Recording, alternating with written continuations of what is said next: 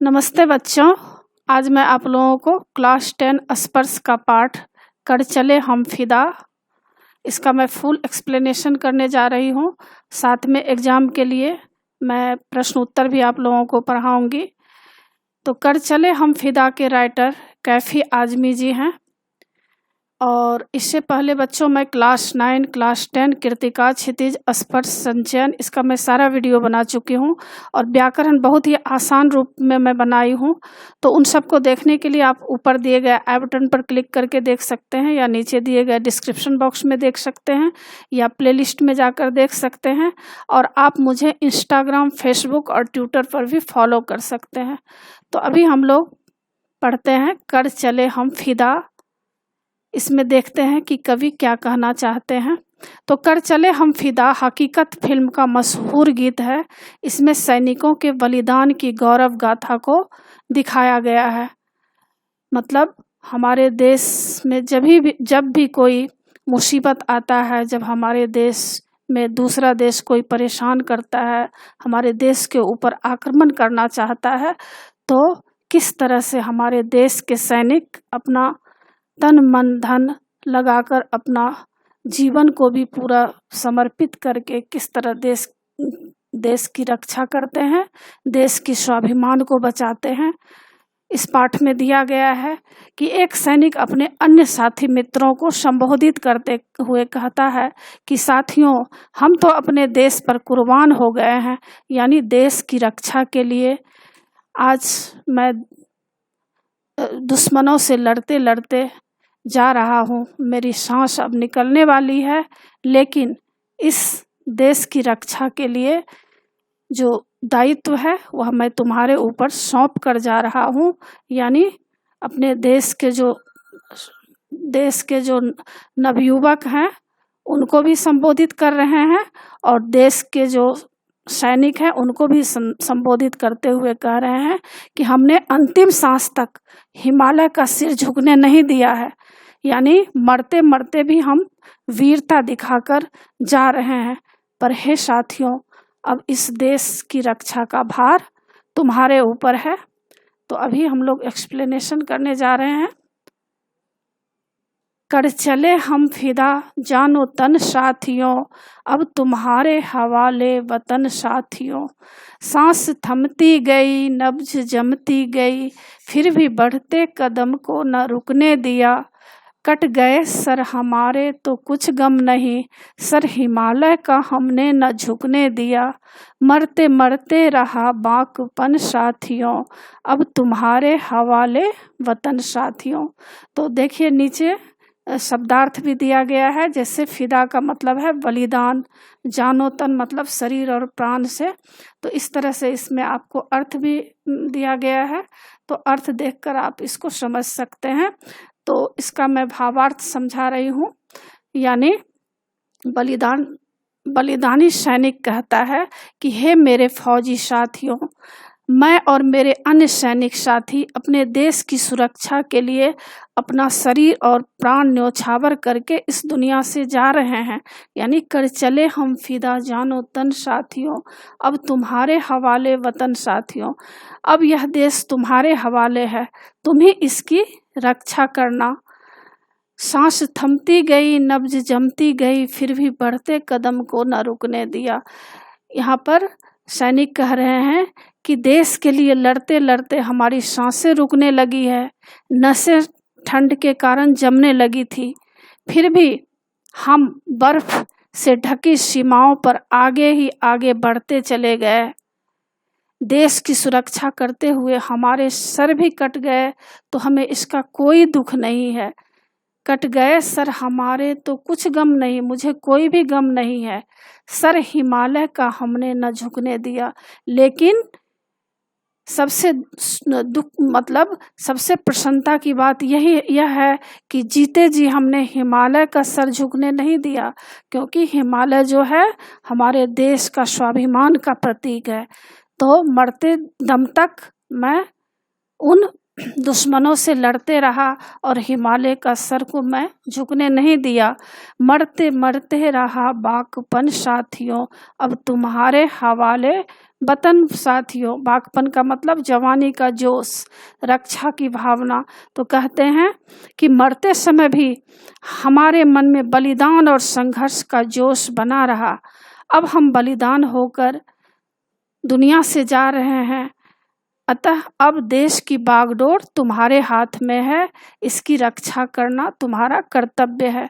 अब तुम्हारे हवाले वतन साथियों।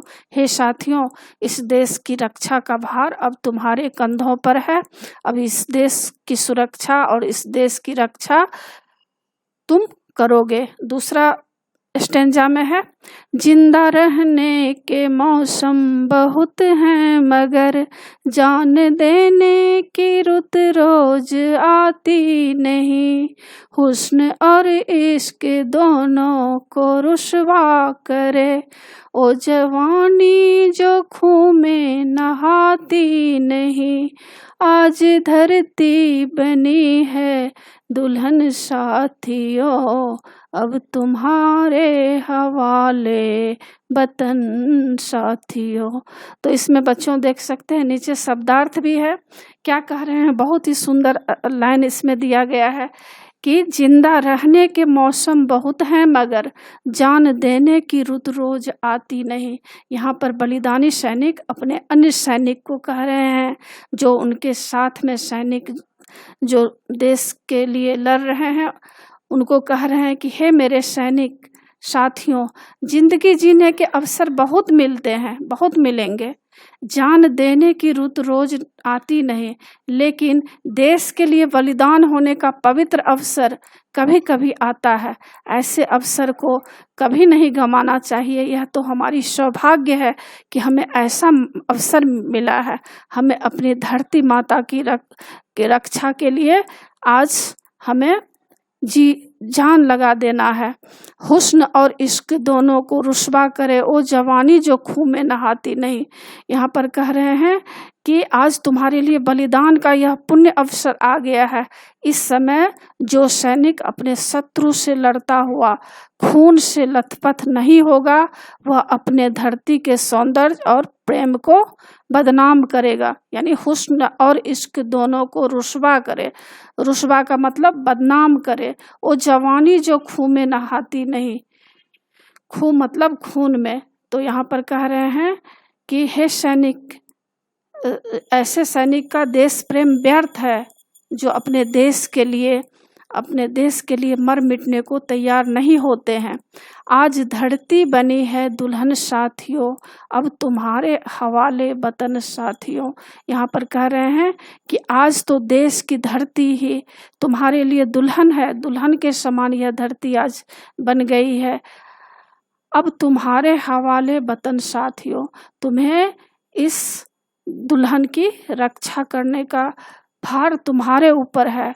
अब तुम्हें इसकी लाज की रक्षा करनी है। अब यह देश तुम्हारे हवाले है, इसकी रक्षा के लिए बलिदान मार्ग पर बढ़ चलो। तीसरा स्टेंजा है, राह कुर्बानियों की न वीरान हो, तुम सजाते ही रहना नए काफिले। फतह का जश्न इस जश्न के बाद है, जिंदगी मौत से मिल रही है गले। बांध लो अपने सर से कफन साथियों, अब तुम्हारे हवाले वतन साथियों। यहाँ पर शब्दार्थ दिया हुआ है। राह का मतलब रास्ता है, कुर्बानी का मतलब बलिदान, मर जाना, वीरान मतलब सुनी। तो कह रहे हैं राह कुर्बानियों की न वीरान हो, तुम सजाते ही रहना नए काफिले। कहते हैं बलिदानी सैनिक अन्य सैनिक साथियों को कहता है कि हे मेरे सैनिक साथियों, हमने देश के लिए जो बलिदान दिए हैं उसकी राह कभी सुनी नहीं होनी चाहिए। राह कुर्बानियों की न वीरान हो, वीरान मतलब सुनी नहीं होना चाहिए। तुम सजाते ही रहना नए काफिले, और नए नए काफिले हमेशा जत्थे तैयार होते रहना चाहिए। देश के लिए मर मिटने वाले सैनिकों के नए नए जत्थे तैयार होते रहना चाहिए। फतह का जश्न इस जश्न के बाद है। फतह का मतलब है, फतह का मतलब इसमें दिया है, फतह का जश्न इस जश्न के बाद है। जिंदगी मौत से मिल रही है गले। वे कह रहे हैं कि वे बलिदान के लिए संघर्ष आगे आते रहना चाहिए। एक बार हमने यह संघर्ष और बलिदान का उत्सव मना लिया तो फिर अगला उत्सव विजय का ही होगा। आशा यह है कि बलिदान के पथ पर हमें विजय अवश्य मिलेगी। फतह के बाद जश्न जो है हमें खुशी जरूर मिलेगी। जिंदगी मौत से मिल रही है गले, बांध लो अपने सर से कफन साथियों, अब तुम्हारे हवाले वतन साथियों। तो यहाँ पर कह रहे हैं कि बलिदान के पथ पर हमें विजय अवश्य मिलेगा। देखो आज जिंदगी खुद आगे बढ़कर मौत से गले लग रही है। आशा यह है कि संघर्षशील नवयुवक उत्साहपूर्वक बलिदान के लिए तैयार हैं। मेरे साथियों, देश के लिए मर मिटने का अवसर आया है। तुम अपने मरने के लिए तैयार हो जाओ। हम तो बलिदान करके दुनिया से जा रहे हैं। अब यह देश तुम्हारे सहारे छोड़कर जा रहे हैं। इसे शत्रुओं से बचा कर रखना। चौथा स्टेंजा है, खींच दो अपने खून से जमी पर लकीर, इस तरफ आने पाए न रावण कोई, तोड़ दो हाथ अगर हाथ उठने लगे, छू न पाए सीता का दामन कोई, राम भी तुम ही लक्ष्मण साथियों, अब तुम्हारे हवाले वतन साथियों। कह रहे हैं कि खींच दो अपने खून से जमी पर लकीर, इस तरफ आने पाए न रावण कोई। देश के लिए बलिदान करने वाला सैनिक अपने अन्य जीवित साथियों से कहता है कि हे मेरे सैनिक मित्रों, तुम अपने खून से धरती पर एक रेखा खींच दो। मतलब कि तुम अपने बलिदान से शत्रु को सीमा के बाहर ही रोक दो। हमारी सीमा के अंदर फिर से कोई रावण न घुस पाए। तोड़ दो हाथ अगर हाथ उठने लगे, छू न पाए सीता का दामन कोई, फिर से कोई अत्याचारी आक्रमणकारी हमारे देश में घुस न पाए।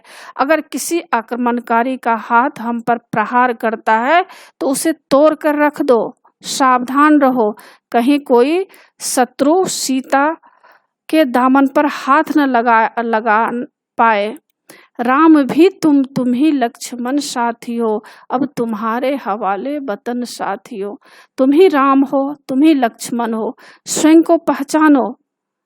आप लोग जानते होंगे बच्चों कि सीता माँ जब जंगल में रह रही थी तो किस तरह से रावण जो है ब्राह्मण का वेश धर करके उनसे भिक्षा मांगने आए थे और लक्ष्मण जी।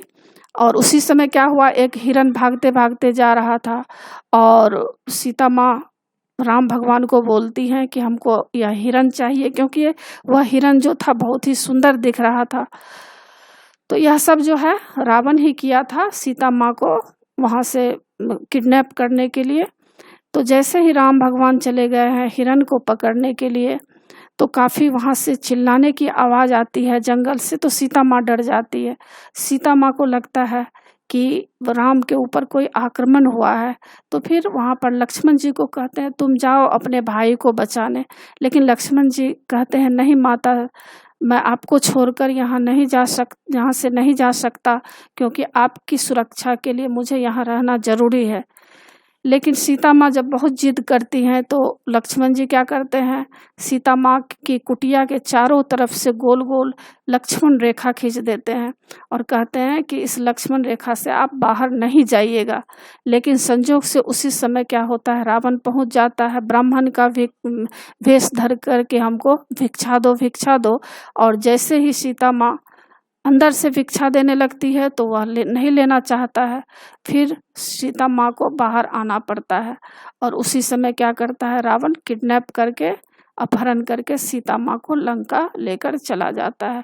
तो उसी तरह इसमें भी कहा गया है कि तुम ही राम हो, तुम ही लक्ष्मण हो। जिस तरह लक्ष्मण जी अपनी सीता माँ की रक्षा के लिए क्या किए थे, लक्ष्मण रेखा खींचे थे, उसी तरह तुम अपनी देश की रक्षा के लिए अंदर, अपने देश के अंदर किसी को नहीं आने दो। अपने खून से, अपने जो है बलिदान से जितना हो सके बलिदान दो और यहाँ दुश्मन अपने देश के अंदर नहीं घुसने पाए। तो इसीलिए कह रहे हैं कि तुम ही राम हो, तुम ही लक्ष्मण हो, स्वयं को पहचानो, तुम ही भारत के रक्षक हो, रखवाले हो। अब हम यह देश तुम्हारे हवाले करके दुनिया से जा रहे हैं, इसकी रक्षा करने का भार अब तुम्हारे ऊपर है। तो यह एक्सप्लेनेशन था बच्चों। अभी हम लोग क्वेश्चन आंसर पढ़ते हैं एग्जाम के लिए। पहला प्रश्न है, क्या इस गीत की कोई ऐतिहासिक पृष्ठभूमि है? उत्तर, यह गीत 1962 में हुए भारत चीन युद्ध की ऐतिहासिक पृष्ठभूमि पर आधारित है। चीन ने तिब्बत की ओर से भारत पर आक्रमण किया। उस युद्ध में भारतीय वीरों ने बहुत कठिन परिस्थितियों में आक्रमण का मुकाबला किया था। दूसरा प्रश्न, सर हिमालय का हमने न झुकने दिया, इस पंक्ति में हिमालय किस बात का प्रतीक है? उत्तर, इस पंक्ति में हिमालय शब्द भारत की आन बान का प्रतीक है। चीन ने भारत की आन बान को चुनौती देते हुए हिमालय पर्वत की ओर से आक्रमण किया था। एक प्रकार से वह भारत के स्वाभिमान की चुनौती थी। तीसरा प्रश्न, इस गीत में धरती को दुल्हन क्यों कहा गया है? उत्तर, इस गीत में देश के सैनिकों और भारत भूमि में प्रेमी प्रेमिका का संबंध दिखाया गया है। जिस प्रकार दुल्हे को दुल्हन सुंदर और प्रिय प्रतीत होती है, वह उसकी रक्षा के लिए जान तक न्यौछावर कर देता है, उसी प्रकार भारतीय सैनिक भारत भूमि से बहुत प्रेम करते हैं, वे उसके लिए अपनी जान कुर्बान कर सकते हैं। इस समानता के कारण भारत की धरती को दुल्हन कहा गया है। चौथा प्रश्न, गीत में ऐसी क्या खास बात होती है कि वे जीवन भर याद रह जाते हैं? उत्तर, गीत में भावना की सच्चाई, मार्मिकता और गेयता ऐसे गुण होते हैं जिनके कारण कोई भी गीत सदा सदा के लिए याद रहता है। यह गीत भी बलिदान की मार्मिकता से ओतप्रोत है। इसमें लय और संगीत का भी अद्भुत मेल है, इस कारण यह गीत भुलाए नहीं भूलता है। पांचवा प्रश्न, कवि ने साथियों संबोधन का प्रयोग किसके लिए किया है? उत्तर, कवि ने चीन के युद्ध में सीमाओं पर लड़ने वाले सैनिकों के लिए साथियों का शब्द का संबोधन किया है। छठा प्रश्न, कवि ने इस कविता में किस काफिले को आगे बढ़ाते रहने की बात कही है? उत्तर, कवि ने चीनी आक्रमण का मुकाबला करने वाले सैनिकों के काफिलों को आगे बढ़ाते रहने की प्रेरणा दी है। सातवां प्रश्न, इस गीत में सर पर कफन बांधना किस ओर संकेत करता है? उत्तर, इस गीत में सर पर कफन बांधना भारतीय वीर सैनिकों की बलिदान भावना की ओर संकेत करता है। वे मर मिटने की भावना से विदेशी आक्रमण का मुकाबला करते हैं। आठवां प्रश्न, इस कविता का प्रतिपाद्य अपने शब्दों में लिखिए। तो इसका उत्तर है, इसका प्रतिपाद्य है मतलब इसका मतलब है भारतीय वीर सैनिकों में देश की सुरक्षा के लिए जोश भरना तथा देशवासियों के मन में देशभक्ति की भावना भरना। देश के लिए बलिदान होने वाला सैनिक अपने साथियों को बताता है कि उसने तथा उसके काफिले के अन्य सैनिकों ने भीषण कष्ट और संकट सहन करके भी शत्रुओं के साथ मुकाबला किया। वे लड़ते लड़ते शहीद हो गए, उन्होंने मरते दम तक संघर्ष किया। एक बलिदानी सैनिक अपने अन्य सैनिक साथियों को कहता है कि वे भी देश की धरती को दुल्हन मानकर उस पर फिदा हो जाएं, वे इसकी सुरक्षा के लिए खून की नदी बहा दें। देश के लिए मरने का अवसर कभी कभी आता है, अतः वे नए नए काफिले सजाकर शत्रु के साथ संघर्ष करें। उनके होते कोई भी शत्रु देश की सीमाओं में प्रवेश न कर सके। वे शत्रु रूपी रावण के संहार के लिए राम और लक्ष्मण की भांति संघर्ष करें। अब ख का आप लोगों को भाव स्पष्ट करने के लिए आएगा। पहला है, सांस थमती गई, नब्ज जमती गई, फिर भी बढ़ते कदम को न रुकने दिया। तो इसको इस तरह लिखेंगे आंसर। चीनी आक्रमण के समय भारतीय सैनिकों ने हिमालय की बर्फीली चोटियों पर लड़ाई लड़ी। जमी हुई बर्फ में सैनिकों की सांसें घुटने लगी थी। ऑक्सीजन की कमी के कारण सांस लेना कठिन हो गया था। बर्फ के कारण उनकी नसों का खून जमने लगा था। फिर भी उन्होंने हार नहीं मानी। वे मरते दम तक आगे बढ़ते रहे और शत्रुओं को सीमा के बाहर खदेड़ने में लगे रहे। दूसरा है, खींच दो अपने खून से जमी पर लकीर, इस तरफ आने पाए न रावण कोई। तो इसका उत्तर है, बलिदानी सैनिक अपने अन्य साथियों को प्रेरणा देता हुआ कहता है, तुम अपने बलिदान से ऐसा इतिहास लिख दो कि फिर कोई रावण रूपी शत्रु भारत में प्रवेश करने की हिम्मत न करे। जैसे लक्ष्मण ने सीता की पर्णकुटी के बाहर एक रेखा खींच दी थी जिसके भीतर रावण भी नहीं जा पाया, उसी प्रकार भारतीय सैनिक अपने बलिदान से ऐसा उदाहरण प्रस्तुत कर दें कि कोई विदेशी ताकत भारत में घुसने की कभी हिम्मत ही न करे। तीसरा है, छू न पाए सीता का दामन कोई, राम भी तुम ही लक्ष्मण साथियों। तो इसका उत्तर है, बलिदानी सैनिक अपने वीर साथियों को कहता है कि भारत की धरती उनके लिए सीता के समान पवित्र है। वे स्वयं राम और लक्ष्मण के समान सीता के संरक्षक हैं, अतः उन्हें जान देकर भी सीता रूपी धरती की रक्षा करनी है। देश की पवित्रता पर कोई दाग न लग जाए, इसके लिए मर मिटने का संकल्प उन्हीं को लेना ही होगा। वे देश की आन बान के सच्चे संरक्षक हैं। आगे आप लोगों को भाषा के अध्ययन कुछ प्रश्न आ सकता है। जैसे आपको इस गीत में कुछ विशिष्ट प्रयोग हुए हैं, गीत के संदर्भ में उसका आशय स्पष्ट करते हुए अपने वाक्यों में प्रयोग कीजिए। तो किस तरह, सर कट गए सर, नब्ज जमती गई, जान देने की रूत, हाथ उठने लगे। तो इसका आप लोगों को बनाना है। तो देख सकते हैं नीचे आप बना सकते हैं, कट गए सर मतलब बलिदान हो गए, मर गए। तो इसको आप वाक्य में इस तरह बना सकते हैं कि भारत को स्वतंत्रता दिलाने में कितने ही स्वतंत्रता सेनानियों के सर कट गए। नब्ज जमती गई, नसों में खून जमने लगा। तो इसका बनाएंगे, वाक्य की भीषण ठंड के कारण हिमालय की बर्फीली चोटियों पर लड़ने वाले सैनिकों की नब्ज जमती गई, किंतु फिर भी वे लड़ते रहे। जान देने की रुत मतलब बलिदान होने का अवसर।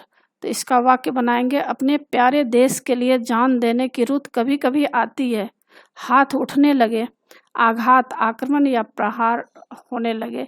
तो इसका उत्तर होगा वाक्य, पड़ोस धर्म निभाना अच्छी बात है, परंतु जब तुम पड़ोसी का हाथ उठने लगे तो उस हाथ को काट डालना भी तुम्हारा धर्म है। तो इस तरह से आप लिख सकते हैं।